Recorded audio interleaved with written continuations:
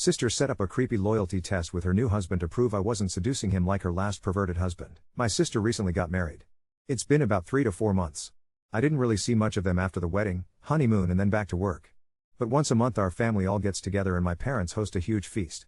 Since this took place a week ago, it was for the month of August. During this dinner, my Bill was being extremely weird towards me. He was complimenting my body, ignoring my sister and just straight up acting so strange.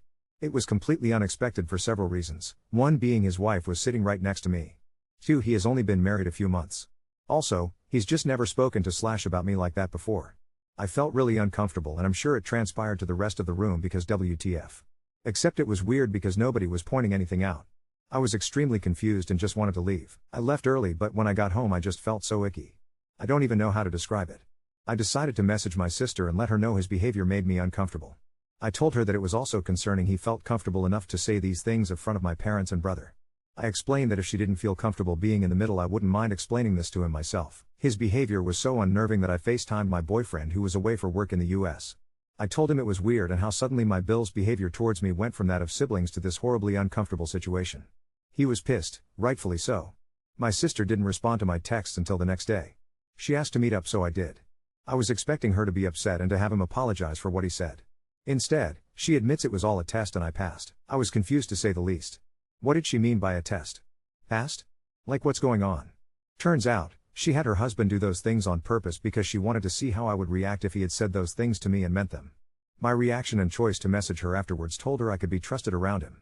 I was offended to say the least. Why would she think I couldn't be trusted? Well, let me tell you in my opinion, not very valid reason for this lack of trust. My sister has been married before. She was 27 and the divorce was about 10 months into marriage. Her ex was a psycho to say the least. He had known me longer than he did my sister, I was the one who had introduced them. They got along well and eventually started dating. It looked like the healthiest and most romantic relationship to grace planet Earth. Except when they got married. During their marriage, I was staying with them because it was a closer commute to work. They had extra bedrooms and I would pay rent and cook and clean for myself. My underwear, bras and panties, would often go missing. It started off small. I just assumed it got mixed up in my sister's laundry and would turn up eventually. But it was happening more frequently to the point I was buying underwear almost weekly. I kept pressuring my sister to admit she was stealing my underwear and she was adamant it wasn't her. I decided to just ignore it and go about my day. Something I hadn't even considered an option was the real reason. My former Bill was stealing my underwear. I don't know, nor did I want to know what he was doing with it when I found out. But I was so disgusted and confused. Someone I thought was my friend, was actually just a perv. He admitted he had never really loved my sister and was just using her to get to me. I was just so creeped out and I pressed charges against him for his sickening behavior. I was able to get a restraining order and my sister divorced him almost instantly after finding out. She used something traumatic that happened to me and flipped it to make it seem like I'm the one who was untrustworthy. She claimed I must have strung him along for him to think like that and this test was just to prove I wasn't doing it again. Safe to say I was extremely hurt and angry by her response, so I told her to never speak or contact me again if that's what she really thought of me. My family found out and for the most part agree her behavior is crazy. But my mother stood by her actions and said my sister was just trying to protect herself from being hurt again. I told her if she had just been honest with me from the start, I wouldn't have been as bothered. There's a right way to approach things and a wrong way. This isn't just wrong, it's also crazy. Why is she so adamant it's my life goal to hurt her? I didn't know that her ex was going to turn out like that, so why am I being punished? She claimed I should have had some indication he liked me, but he really made it seem like he was head over heels for my sister. How am I supposed to know what's going on in someone else's mind? Anyway, the family dinner was earlier for this month as it was the most compatible date for everyone's schedules yesterday. I told my parents to expect me not to show up if my sister and Bill were going. It wasn't even because I refused to ever speak to her again. I had just said that because the situation was so fresh. I told my mother I would apologize when I had cooled down a little. It was just difficult to face them when they made me feel like a horrible person for a situation that was out of my control.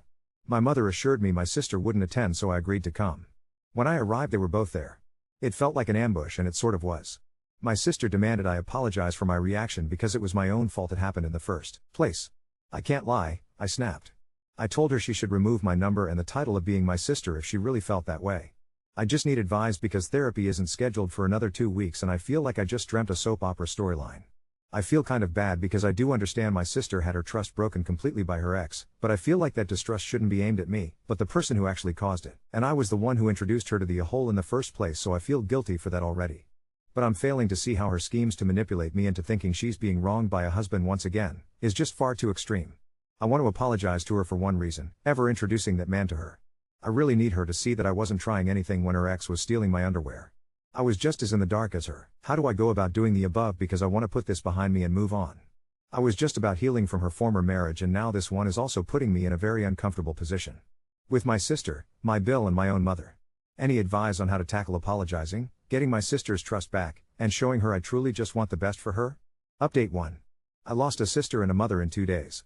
It's heartbreaking more than anything. I had a meetup with everyone. My boyfriend came with me so I had support during the conversation.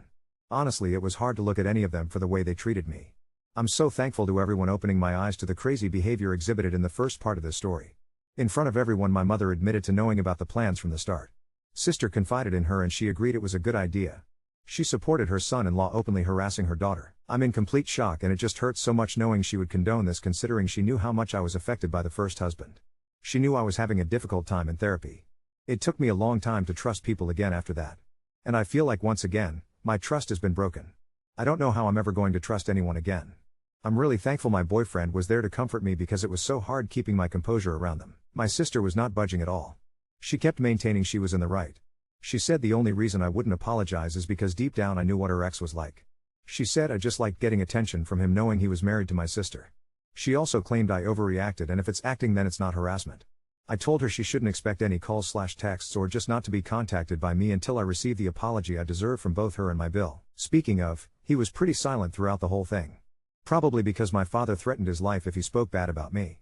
He did say that the only reason he did it was to placate my sister because she kept accusing him of ogling me. But still no apology from him. My mother, this one broke my heart the most.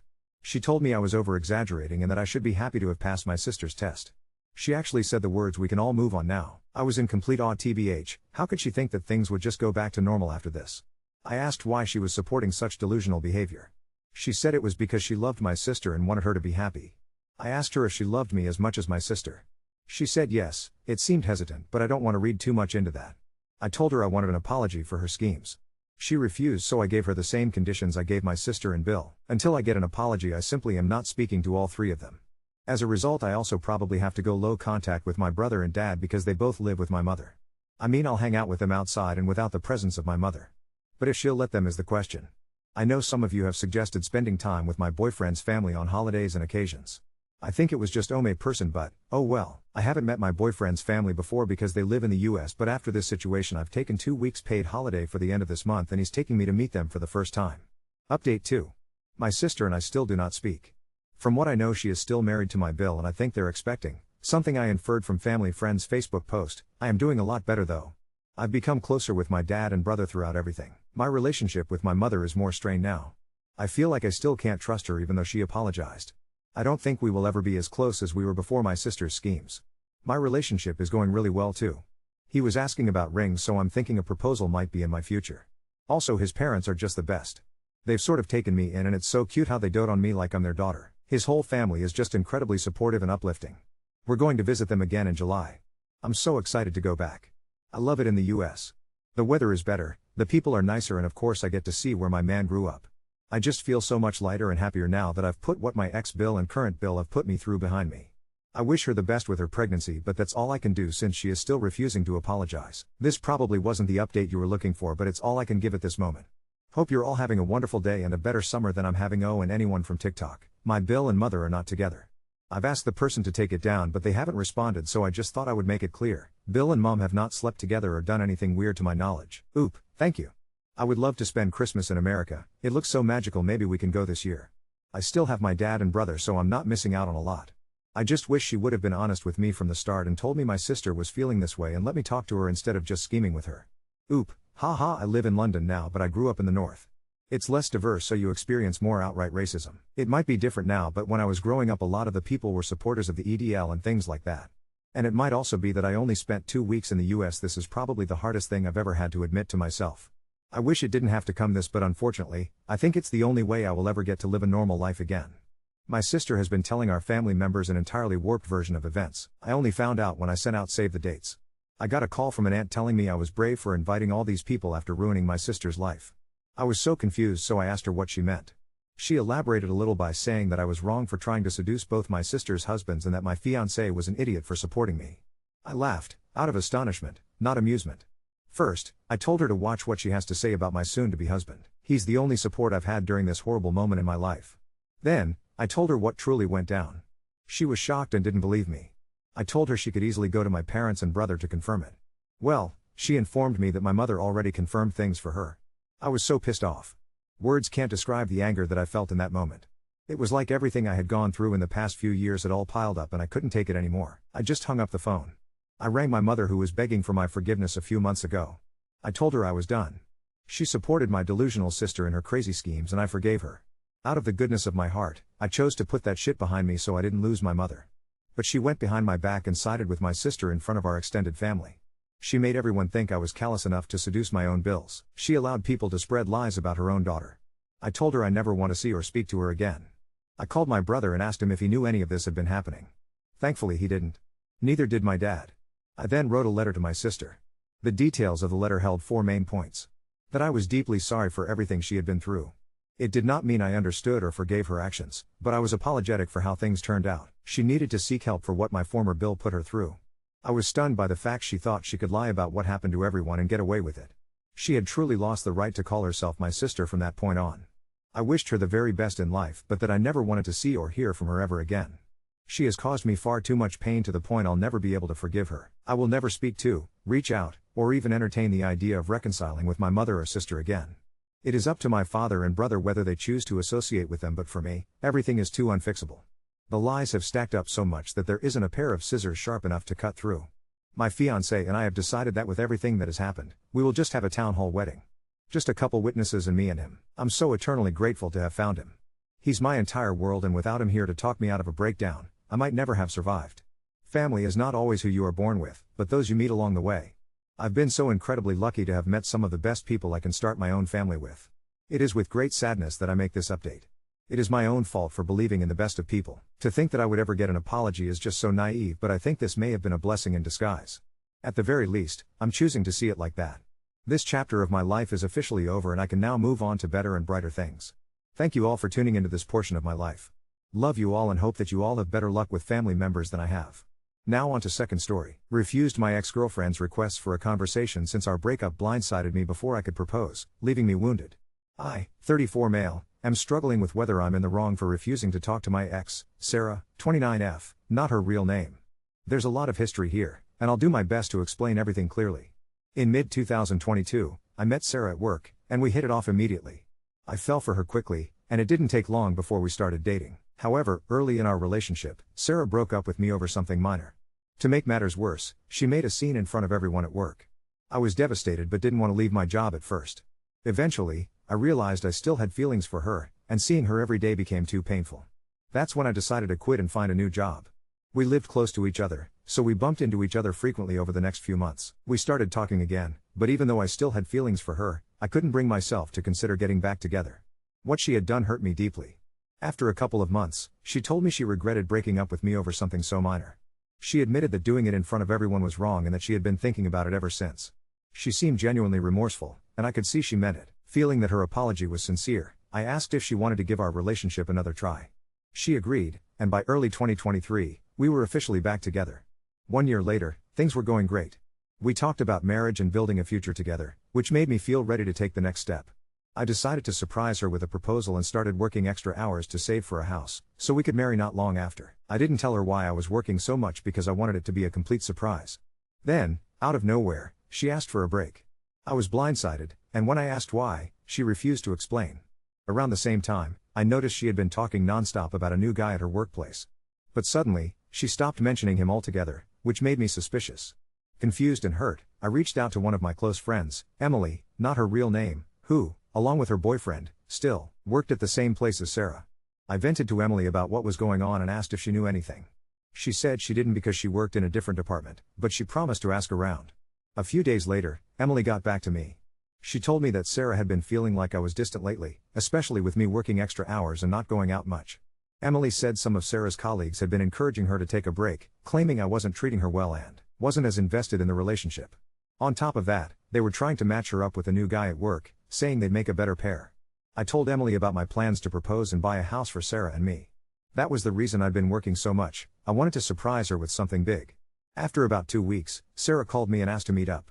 I agreed but told her up front that I needed an explanation for why she wanted a break before we could discuss anything else. She brought up how distant I had seemed, saying it made her feel like I wasn't as invested in the relationship anymore. I told her that if she had just talked to me about it, she would have known there was a reason for my behavior, but now, it didn't matter anymore. Then she mentioned the new guy at her workplace. I said his name before she could, and she looked surprised, asking how I knew. I told her I wasn't an idiot. I'd noticed how she suddenly stopped talking about him after bringing him up all the time. She swore that she had never cheated on me.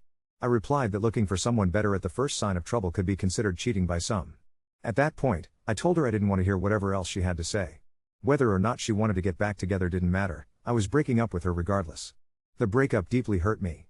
I couldn't bear staying in the same place, so I asked my company for a transfer and used the money I'd saved for the proposal to start over in a new city.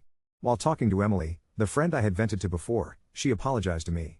She admitted that she had slipped up and told Sarah about my plans to propose and buy a house. Emily said Sarah broke down crying after hearing that. I appreciated Emily's honesty, but it didn't change what had happened. By mid-December last year, I returned to my hometown to spend Christmas and New Year's with my family. Some friends wanted to organize a party to get everyone together, since many of us, myself included, had moved away and were only visiting for the holidays. Sarah was invited too. We barely interacted that night, just a quick hi in passing. At one point, I glanced at her and saw her smiling while chatting with a group of women. That smile brought back so many memories. I realized that seeing her smile still made me feel the same way I did the first time I saw it. I thought to myself, how screwed up am I that I still feel this way? Despite those lingering feelings, I was still sad and deeply hurt by how things had ended. Looking back, I also started to blame myself. I should have paid more attention to how she was feeling. I could have told her about the extra work and why I was doing it. Maybe things would have turned out differently. Later that evening, one of my friends mentioned that Sarah's relationship with the guy from her work had only lasted a couple of months. After the holidays, I planned to return to the city where I now lived. My vacation ended on January 6th, so I decided to leave on Friday. That way, I'd have Saturday to sort everything out at home and prepare for the week ahead, with Sunday to relax before going back to work. Before I left, one of my friends from back home called me. He said he had a favor to ask on behalf of someone else and warned me that I wouldn't like it. I could already feel my stomach sinking. Then he told me it was Sarah. She was moving to the same city where I lived to work at her relative's company, and she needed a ride. He asked if I could take her. I didn't even think about it before I said no. The idea of being stuck in a car with her for hours was too much to bear. It would have been painfully awkward, just like the party, and I wasn't ready to put myself through that.